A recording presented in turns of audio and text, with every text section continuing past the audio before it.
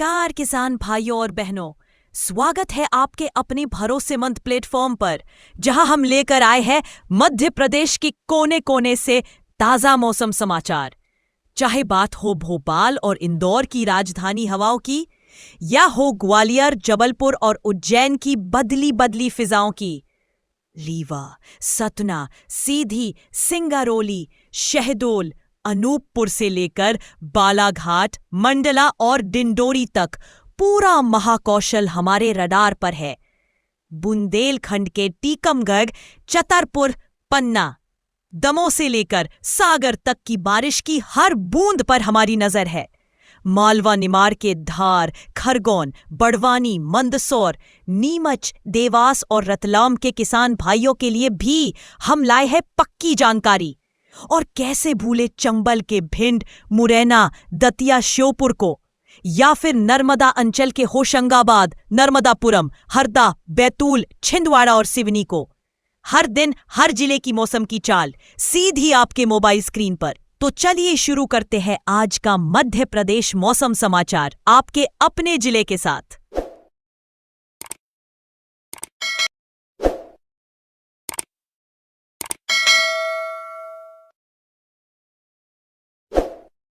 अब बात करते हैं अगले 48 से 72 घंटों की, क्योंकि यहीं से मध्य प्रदेश के मौसम की सबसे बड़ी तस्वीर बदलती हुई दिखाई दे रही है।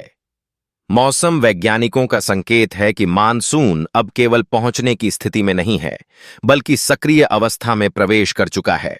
बंगाल की खाड़ी से लगातार नमी भरी पूर्वी और दक्षिण पूर्वी हवाएं मध्य प्रदेश के ऊपर पहुंच रही हैं, जबकि प्रदेश के मध्य और पश्चिमी हिस्सों के ऊपर बना चक्रवाती परिसंचरण और मानसूनी द्रोणिका वातावरण में लगातार ऊर्जा भर रहे हैं।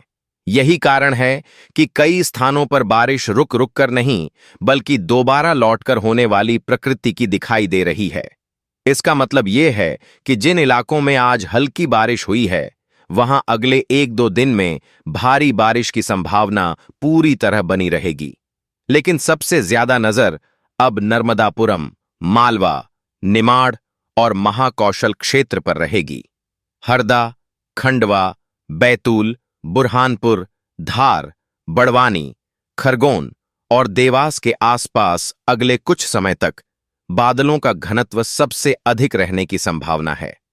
यहां कहीं कहीं बहुत भारी वर्षा की स्थिति बन सकती है। दूसरी ओर बालाघाट, डिंडोरी, मंडला, सिवनी, पांढुर्णा और छिंदवाड़ा में पहाड़ी और वन क्षेत्रों के कारण लगातार वर्षा का सिलसिला बना रह सकता है, जिससे छोटे नदी नाले तेजी से उफान पर आ सकते हैं।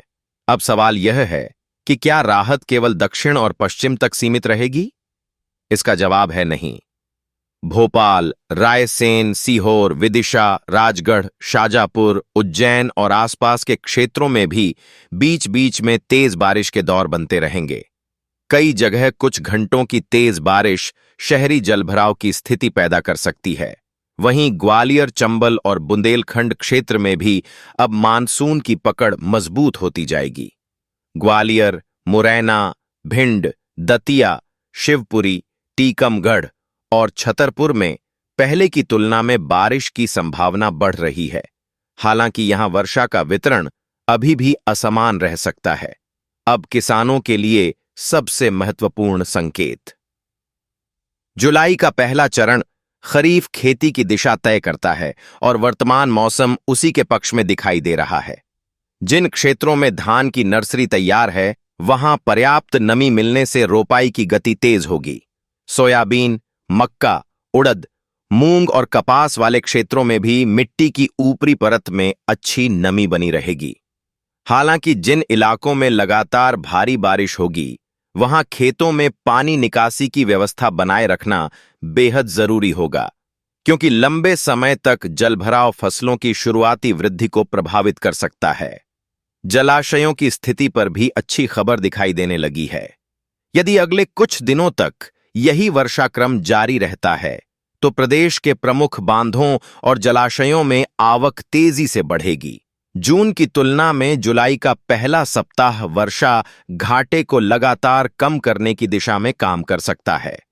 पश्चिमी मध्य प्रदेश में वर्षा की कमी तेजी से घट सकती है, जबकि पूर्वी हिस्सों में भी आने वाले दिनों में सुधार की उम्मीद है। एक और महत्वपूर्ण बात यह है कि अगले कुछ दिनों तक बिजली गिरने, तेज हवा और अचानक तेज बारिश की घटनाएं सामान्य से अधिक रह सकती हैं।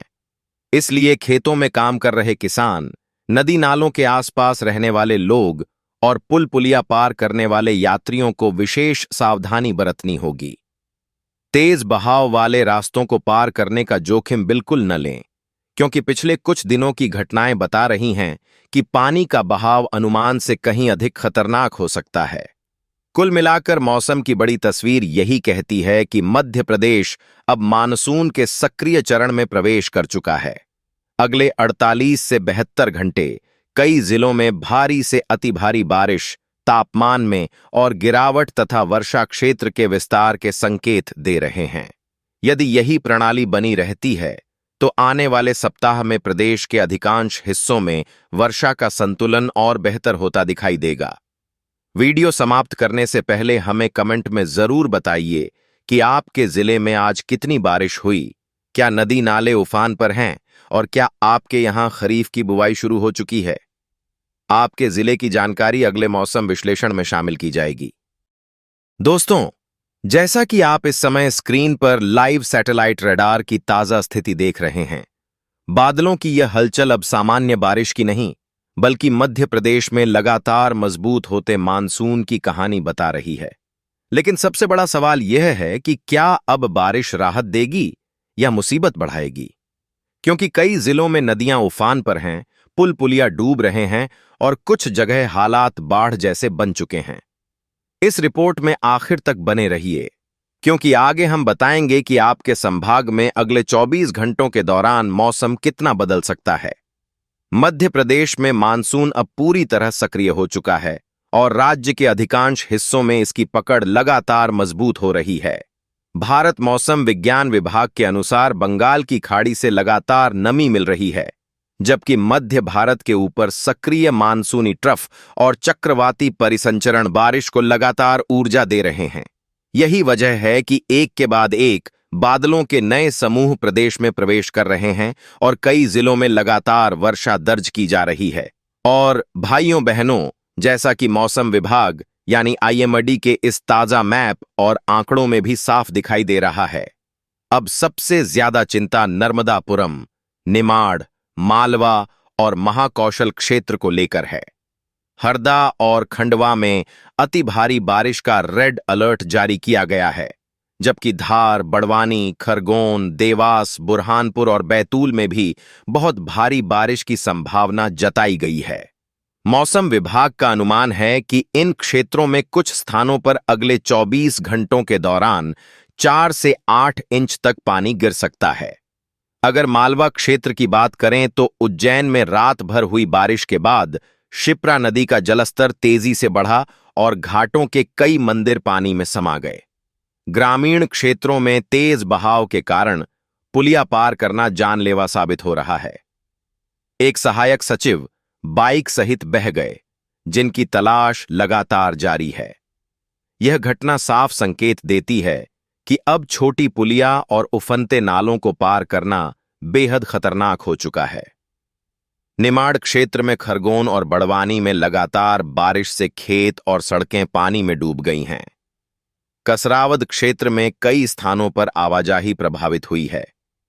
वहीं पांढुर्णा में नदी का जलस्तर अचानक बढ़ने से नदी किनारे बने कच्चे मकान ढह गए। हालांकि लोगों ने समय रहते सुरक्षित स्थानों पर पहुंचकर अपनी जान बचा ली, लेकिन घरेलू सामान और पशुओं का नुकसान हुआ है। महाकौशल क्षेत्र भी इस समय मानसून के सबसे सक्रिय हिस्सों में शामिल है। बालाघाट में कई वार्डों में जलभराव हो गया है और कुछ घरों में पानी घुस गया है। डिंडौरी में उफनती नदी में एक कार बह गई, हालांकि उसमें सवार लोगों ने तैरकर अपनी जान बचा ली। कटनी में भी नदी का जलस्तर पुल से ऊपर पहुंचने के कारण गांवों का संपर्क टूट गया है। यह दर्शाता है कि लगातार बारिश अब नदियों और छोटे जलमार्गों पर भी असर डाल रही है। अब अगर ग्वालियर, चंबल और बुंदेलखंड क्षेत्र की बात करें तो यहां भी मौसम तेजी से बदल रहा है। ग्वालियर में सुबह हुई बारिश से तापमान में गिरावट दर्ज की गई, जबकि सागर, दमोह, छतरपुर और टीकमगढ़ क्षेत्र में भी बादलों की सक्रियता लगातार बढ़ रही है। आने वाले घंटों में इन क्षेत्रों में भी गरज चमक के साथ तेज बारिश की संभावना बनी हुई है। किसानों के लिए यह बारिश फिलहाल राहत लेकर आई है।